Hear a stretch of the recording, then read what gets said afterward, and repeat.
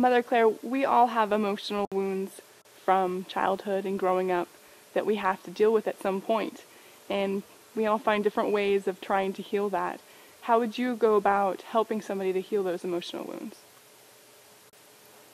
Indeed, yes. Everybody does get wounded growing up.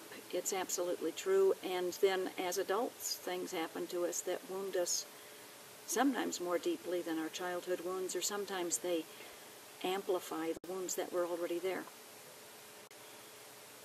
There is no way at all to get around having to feel the pain of the wounds if we are to heal them. We would all love to have some shortcut around it.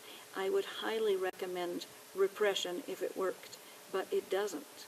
So we have to get in touch with the hurt feelings and the sad and angry feelings inside, the scared feelings, and bring them up into consciousness, from the unconscious into the conscious, and begin to express them and speak of them, and thereby begin to search for the healing. A lot of healing can be done in identifying them, but they won't really go away until those wounds are exposed to love. There's really nothing but love that can heal wounds. Insight helps a little. We can get insight and we understand them better. They don't bother us as much as when they were repressed.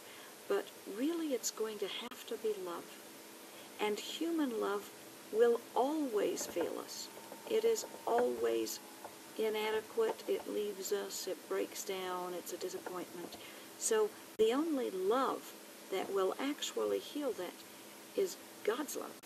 That is absolutely dependable and never erring and never leaves us and does not give up on us, has patience and waits.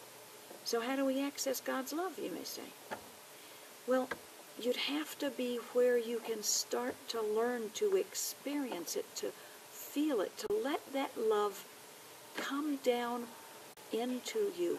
So you could start by actually sitting quietly and closing your eyes, or getting on your knees and closing your eyes and saying, God, I need to feel your love.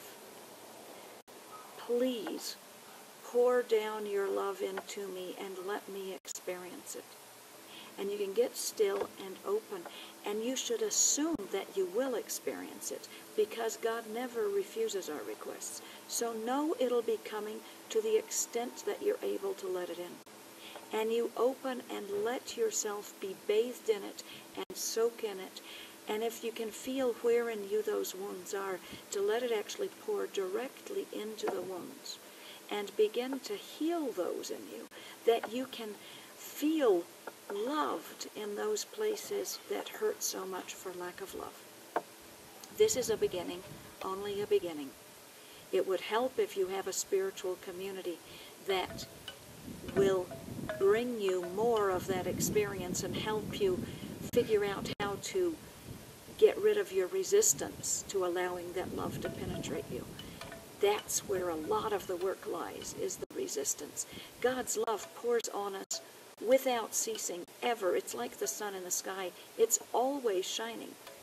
But we put up cloud covers around us that keep it out. So a lot of our work will have to do with removing the cloud covers so the love can pour in and heal our sadnesses, our angers, our fears, and help us to become whole.